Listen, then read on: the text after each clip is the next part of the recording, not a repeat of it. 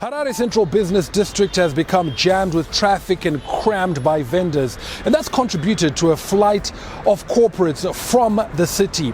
Now, those tenants have been the traditional bread and butter of institutional commercial real estate developers. So how are they coping given the circumstances? And crucially, what do they see as the way forward to addressing the challenge?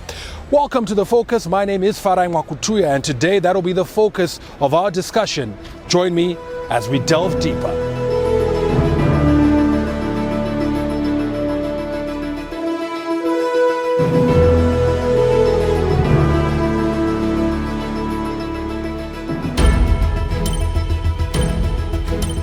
I began by sitting down to have a conversation with Gibson, Managing Director of Mashonaland Holdings, who have a number of prime properties in Harare CBD.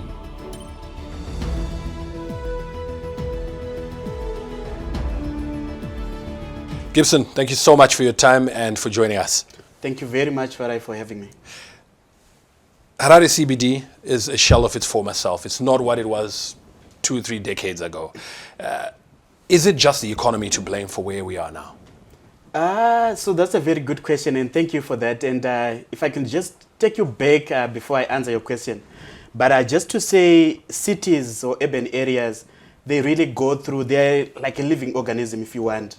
You can draw and sketch a product life cycle around them as well. So they go through a stage of development, then growth, maturity, and decline. So when you look at us, maybe we didn't do anything at the stage of decline. So we are sort of going down as a city, as a CBD, because we chose not to do anything. So when you look at the time of development, you have a lot of urbanization, people moving out of agriculture into the cities, and industrialization as well. So we went through that early 80s, coming into the 90s. What then happens, you have property values going up in the urban center, because of a lot of investments and also business, economic activities also on the high. So we went through that as Harare. So what normally then happens is the suburban area surrounding the CBD, it loses value as people are moving into the core. Mm-hmm. But as you move into the core, other urban problems then start occurring. One of them is congestion. Now accessibility in the CBD is reduced. So what tends to happen is businesses move backwards again, now to the suburban areas. And when you look at a global level, local authorities normally don't retard development in the suburban area, because in their mind at that point, they feel the suburban is not being utilized 100%, so they are very happy for that to happen. So you then have businesses now moving out of the CBD, one, because of congestion, because of accessibility issues now, because of a lot of traffic coming into the city. You also have pollution and other urban problems as well. So you then have your suburban area now developing, typically office parks, shopping centers outside of the CBD. That then causes what is called urban blight in the CBD. Urban blight is not urban decay. Urban blight is really disattraction of customers, of the retailers in the CBD, because of these urban problems. So property values start going down as people prefer moving out of the city.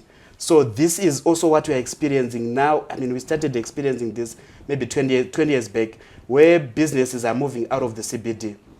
So I would say what we are going through is very much common. It started, if you were to look at literature, in 1930 in America.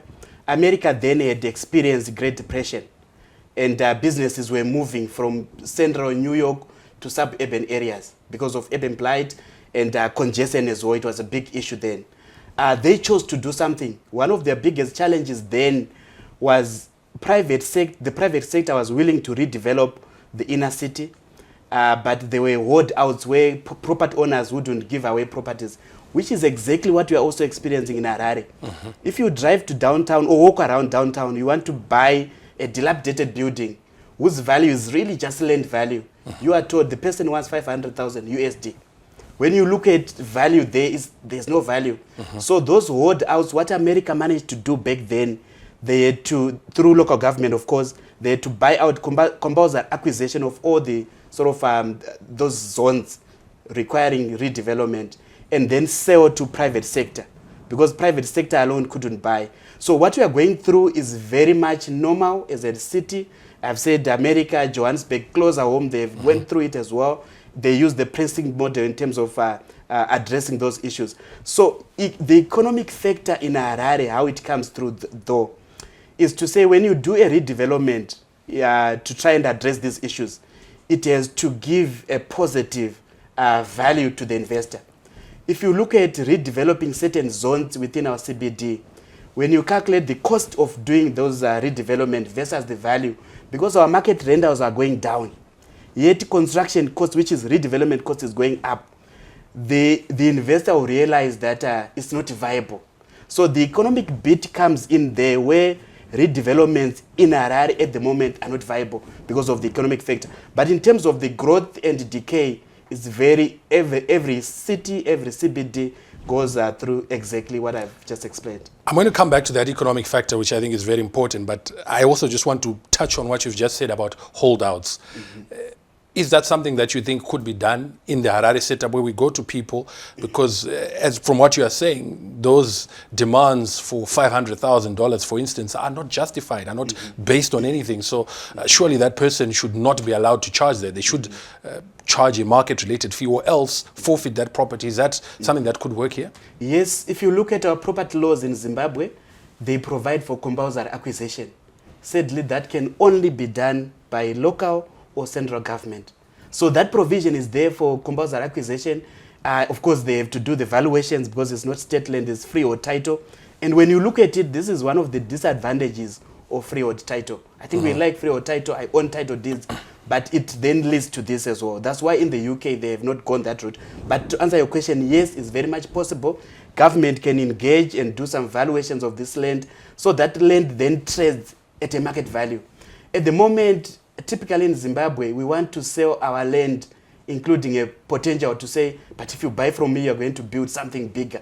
So I also want a portion of that value. We forget that when you develop, it's cost. So land should transact at market values. So I think, yes, government can come in and try and do valuations so that the transactions can actually happen. When you look at downtown, and with all due respect to the Indians, most of those old buildings are owned by Indians. Most of them, they don't reside in Zimbabwe anymore. They're outside. So what it means is new investors who would want to go in there, redevelop, bring back activity in the city, they are not able to do it because of holdouts. But yes, local government can cause transactions to happen at an arm's length and also at a fair market price as well. Are there any hindrances or reasons why this isn't happening? Would you know why local and central government aren't exercising that right? To be honest, as the National Property Association of Zimbabwe, which we are a member to, and I think most of the listed property companies, big property companies as well, they are part of that association. We've been engaging with the local authority, the city of Harare, I think from as far back as 2014, to try and say, let's look at how can we revive Harare. So, to be honest, I don't know why they've not come to the table to do it. I think changes in leadership at the city of Harare may have also contributed. But the National Property Owners Association have made calls, even pledged to finance the whole processes, or including a research to redetermine what are the required uses in the CBD. But I think we, as the private sector, we need to keep pushing, keep knocking on the door so that that eventually happens at some point.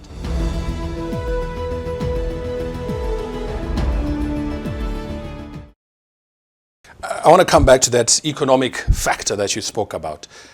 Rentals are coming down because no one can afford them. Buildings are vacant. So as a player in that space, when you look at the real estate that you have in Harare CBD, is that an investment down the drain? Let me just correct the statement you have made, Farai, to say people are not affording. Property values are going down because rental values, afford. yes. Yes, rental values. So it's not about affordability. And what is very clear is rentals, okay, the property market is so much connected to the mainstream economy. The reason why we have vacancies in the CBD is because our GDP has been going down. Economic activity takes place in buildings. When our GDP is going down, it means the economic activity is also coming off. tenants are able to pay rentals from their revenue or from their sales. If their sales are going down, it also means they are not able to afford reasonable rentals. So I often hear people saying the property owners are overcharging rentals and people are not able to afford the rentals, so they are moving out.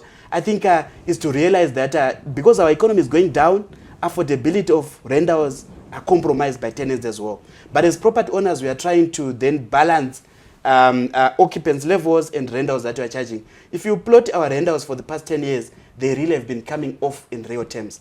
Then to come to your question to say investments in the CBD going down the drain, what I think is the stakeholders of the city, property owners, the local authorities, local government as well, various and business owners, people who are trading or selling those premises, we have to come together and look for a solution. Yes, I know government has decided to look at a new city, which is in a way sad, because I think that effort should be focused on the current city. It's exactly what happened in 1930 in America, where they then came up with an independent board to spearhead the revival of New York. It's exactly what we need to do as well, where we come together and say what needs to be done, including the residents. Do we make it work by changing use? Yes. So in terms of making use is to go back. So when you look at CBD of Harare, there are two local plans. Local plan number 22, which covers the 40 grid or the sort of CBD. Then the copy area is covered by local plan number 17. Those local plans were last reviewed in 1996. Just to explain in terms of the local plan, what it does, you do a research and you say the required uses by the citizens or urban users are 1, 2, 3. So when you do a local plan, you then include those uses. And our regime of town planning would then say, every stand you see in the CBD, there's a permitted use, a use that is not permitted, certain uses permitted by special consent. So when you look at those two local plans, they are talking to the economy of 1996. And when you look at the economy of 1996 and the economy today, they are very much different. I always tell people a story that when I started, joined the industry, I was managing Karigambe Center. I had about 7 tenants at Karigambe Center. I had a bank with a big banking hall and 5 floors. Another bank had 2 floors. Then a few other tenants on the core. So it was very easy to manage that building. 100% occupied, but 7 tenants. Now you have a building with 30 tenants. So the structure of the economy has changed. We have decorporatized. We have lost a lot of corporates. They're not moving out of the CBD alone, but some of the names have really died down. You don't have Renaissance Bank, for example. They used to occupy 3 floors at Karigambe Center early 2000s.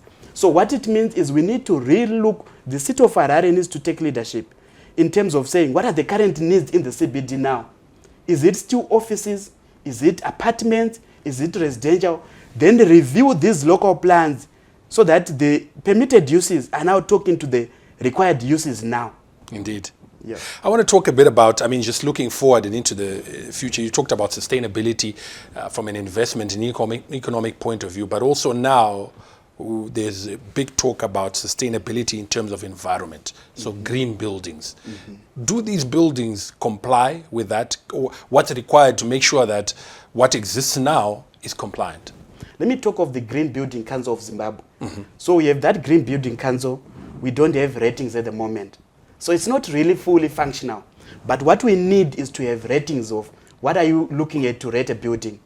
At the moment, I know there are new investors coming into Zimbabwe. They are relying on the South African Green Building Council of South Africa in terms of rating buildings. So most of our buildings, they are not compliant, they are not sustainable. You see, we have generators in buildings. We don't even measure the carbon that generators are producing. Yes, other property owners like ourselves, we do that, for us to tick our boxes in terms of responsible property investment. But there's no one who is even enforcing that. We are just doing it, but no one is checking and even to say your generator is out of those balances. So what we need to do in terms of green building is to maybe ensure that we have a functional Green Building Council of Zimbabwe. They put standards in place. It's possible to look at the buildings now as they stand and actually to say we can retrofit some sort of concepts of greening. So buildings as they stand, like brownfields, they can also be converted to ensure that we tick certain boxes. Maybe in terms of energy use, that can always be done as well. So one of the stumbling blocks is we don't really have a vibrant authority that is putting in place guidelines, the Green Star rating, for example, and ensure that when you do designs and plans, the city of Harare, when they approve, they check for that as well. So outside of Harare, obviously our focus has been pretty much on Harare CBD, but outside of Harare, is there traction in terms of real estate development there, particularly from a commercial point of view, and will you see returns there? So yes, we did a research in 2018 in terms of identifying those emerging zones. Zhishawane is really coming up. When you go to Zhishawane, even in the CBD, the level of activity there is much higher. Chirezi as well, we think there's also potential going forward. Bulawayo, especially in terms of retail, we think there are also very good opportunities. And then, of course, Victoria Falls, you mentioned. Gibson, thank you so much for your time, I think, and those insights, very informative and very helpful.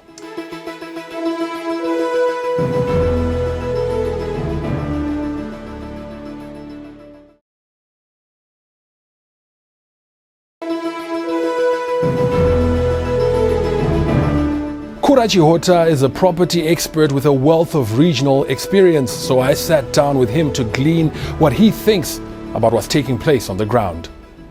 Kura, thank you for making time to speak to us. Only a pleasure. Thank you. Now, we've obviously seen and heard what's been happening in the CBD, this flight of corporates, vacant buildings, crammed spaces, amongst others. Sure.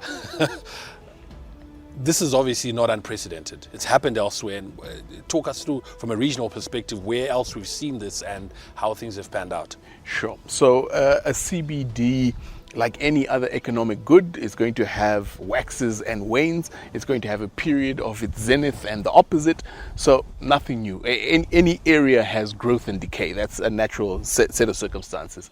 We can talk about a very modern CBD.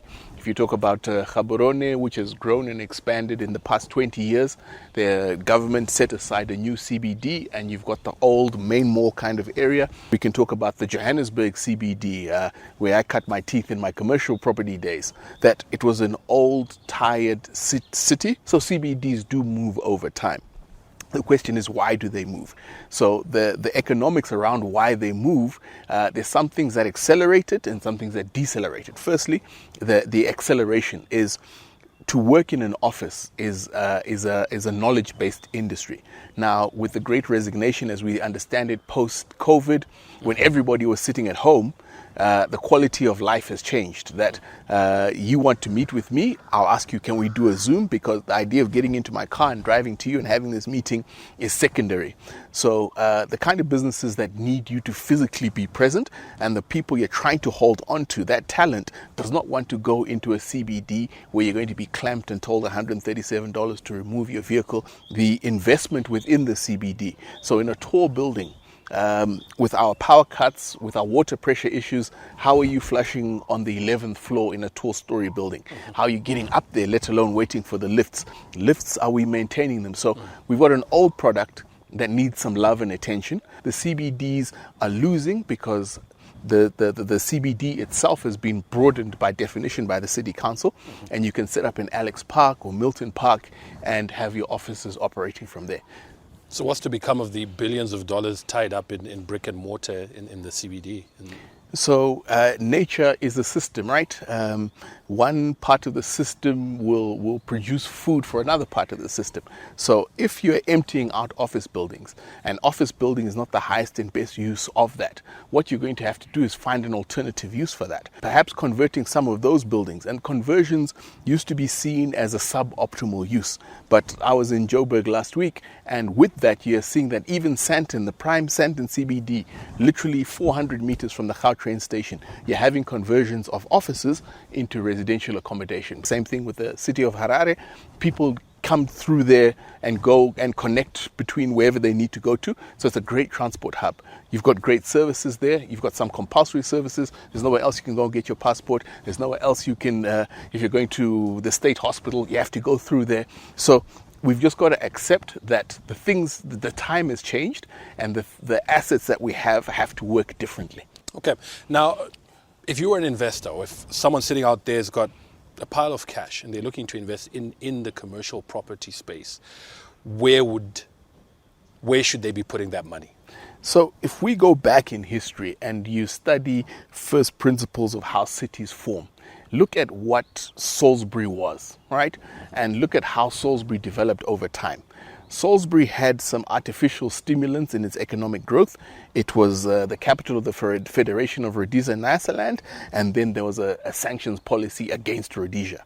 So there was a disproportionate creation of industrial capacity to deal with the fact that you were no longer importing. So if we understand that that's where we got to, where are we now and where we're going to go? We can use those same stimuluses to now think, where are we in 2022 and going forward? What kind of product do we need? The product that we have right now is old and tired. If you look at our cash crop when we're selling tobacco, our tobacco needs modern warehouses. Once it's come off the tobacco floors or the contract floors, it needs to be stored somewhere and sent somewhere else. So the factories that we kind of need are 5, 6, 7, 8 meters high versus the current stuff in the market, which is about 3 meters high. Then you look at how buying patterns have changed. Whereas in the past you would have one centralized tobacco floor here in Harare and people would come through and you'd have economic activity around the floors. We've now decentralized to Chinoi, to Karoi, to wherever. If you go into a Marondere CBD, you'll notice that there are bigger boxes being created there. You see the mega saves, you'll see the pro feeds. They're going out of town and they're creating assets that are pretty simple. Steel boxes out in the rural areas where their customers are. And I can promise you those tills are going ka-ching, ka-ching with very real dollars. How nimbly or how quickly do you think, the people who are in this space are responding to this changing dynamic? Are they alive to it? They're very alive to it. And I'm grateful that some of my clients are supporting us in that rollout. So real estate is a utility good. You don't buy a house just because you like it, because it's you and your wife and your kids. You need this accommodation around you. My business sits in a particular office park because it projects the image that I need it to be. So real estate is a very real demand product, and you've got to keep your finger on the pulse and make sure the product matches what people are looking for. Very lastly, as we head towards wrapping up, obviously huge demand, as you quite rightly say, for accommodation, the studio apartments you talked about, huge demand for just general residential, because if you see what's happening, a lot of building and construction. Whose responsibility is it to build the schools? Is there, we see a lot of residential, a lot of commercial. What about these other sort of social services? Is there provision for them, and who's meant to do that? Is there potential return from that sort of? Is that a space that an investor could get into and make money from? Potentially. On a piece of paper, every new suburb has to be planned, and within that planning there has to be provision for a high school, a secondary school, a creche, a place of worship, and a bottle store of 3 or 4. But what we've got are some rogue barren landlords or land barons who are ignoring that planning process and are creating product and selling product without that infrastructure and support. I think we as proud black people need to review those requirements. So family sizes and what was the town planning ratios in 1968 are not necessarily what needs to apply in 2022. But those services should be provided by the state that we're in. We pay our taxes, we pay our rates, and they should be providing those. But the reality is the state's budget is shrinking and the demands on it are increasing. So there is the space for private players to be providing hospitals and schools and clinics. How sustainable is it? Because it becomes an element of elitism that you have to pay $120 to sit in a hospital overnight. Who earns $120, let alone can whip it out to pay for some murwere over 3-4 days?